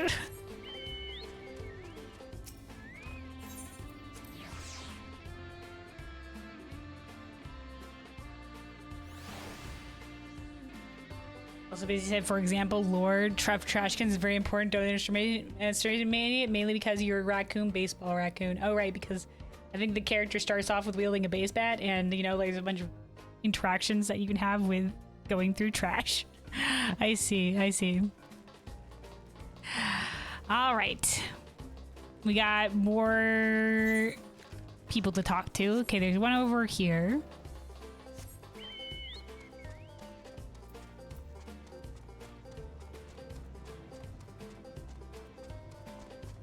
Power-suited worker. Look at these guys. They're lifting and aiming for a new record, are we?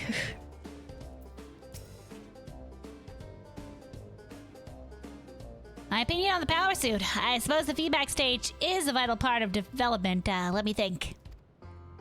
Well, the helm's pretty great. Roomy enough for my ears to fit comfortably, and the filter supplies clean, breathable air in even the most toxic environments.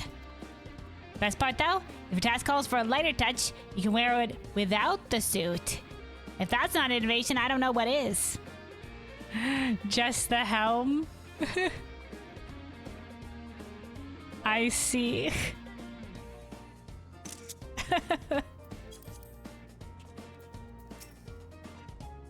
I'll bet Mecca sent you, didn't she? Oh, you tell her we all love the power suit. Yes, I can see these guys like the power suit too.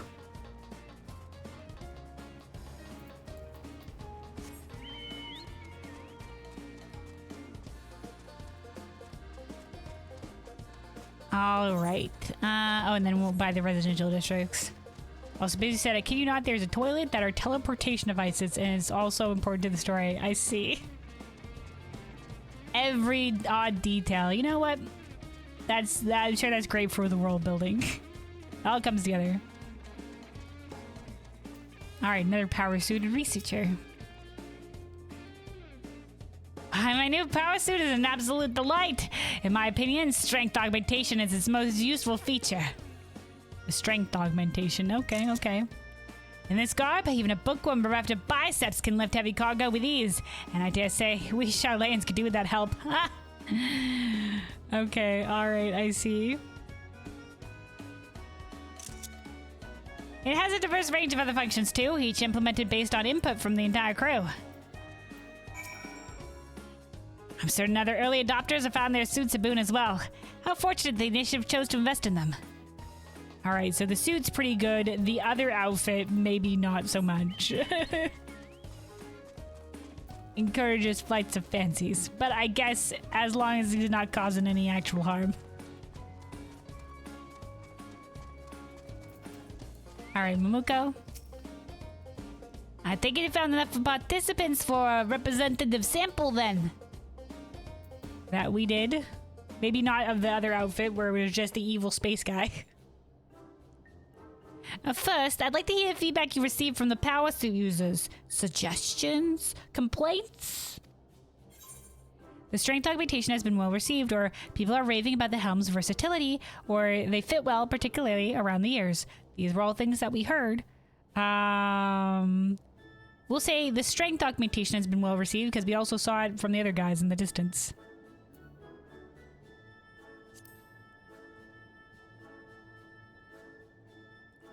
Sounds like a worthy investment to me. I'll arrange for mass production at once. And the Star Admiral attire, is it too ostentatious? Now, I only spoke to one guy who was wearing it, or its glory fills the wearer with galactic power, or inspires enthusiasm, shall we say, or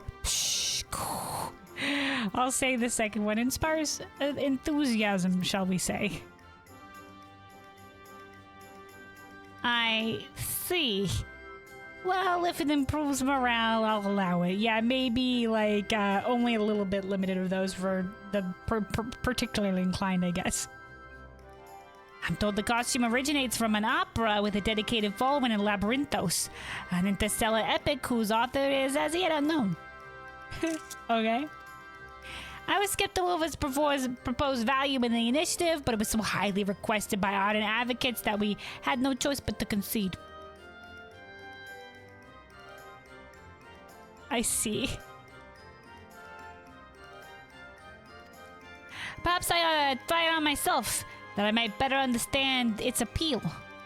Oh, one moment. No, don't do it. She's already too powerful as it is.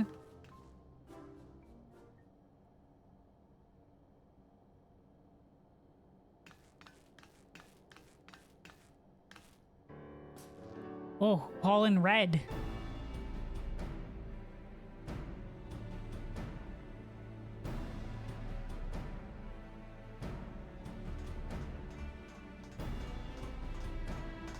Give him this loot as well. The double take.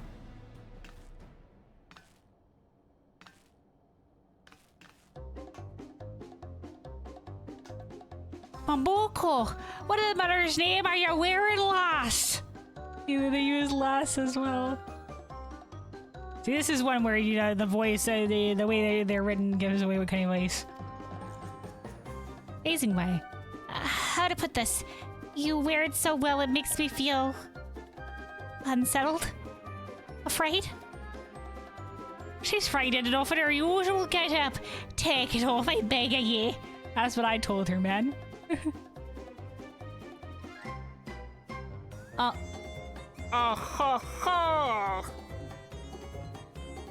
They may claim to have no time for Mamuko, but none dare defy the cosmic executive.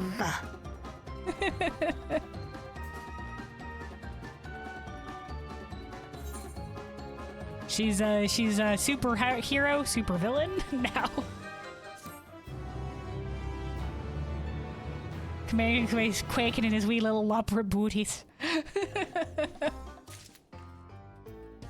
All right, excellent. Your tireless efforts continue to amaze me, Kelvin. The initiative owes you a great deal indeed. Thanks, Momoko. All right, and there we go. That was the last round of the little side quests here for Oizys and Cosmic Exploration. I loved them. Once again, I greatly enjoyed the little side quest and our little like epilogue wrap-up. The epilogue wrap-up always so heartfelt. Really does continue forward sort of the themes of Endwalker, and I really love Naming Way. So great. And these little the little side characters, always great to check up with them. I love Momoko and the rest of the bunch. It's nice that we've caught up with Justa in terms of our the Garlane perspective a couple of times too as well. But I really love Momoko as a character, really great. And it was really cool that we got to see some of the Endwalker role quest people. Finally, they get to be brought in a little bit because it definitely felt like the sort of end culmination their quest line was sort of leading up to this, and we have only gotten like brief mentions of them here and there. So it's nice that they've actually been brought in. And yeah, that is going to be it for the quests here on Oizys. And I look forward to where we are going next time for cosmic exploration in terms of... Oh, they left it up. Hold on. In terms of going to the star of the Voyagers. Which just seems where we are going to be going next. Chasing after their flight from this place. And yeah, it was interesting. I'll have to read over that line that Searching Way said, like whether or not their flight from this place is what caused the gravitational problems, or it was their continued travel from this place, or like what caused them to maybe flee in such a hurry, if they were fleeing in such a hurry, if that's what it was. Maybe they heard like dire news from their home star of Final Days related shit. Who knows? But we'll definitely be figuring out what their story is when we get to see their planet for the next update in cosmic exploration. Yeah, for now, for Oizys, this is it. It's been interesting, an interesting star for sure.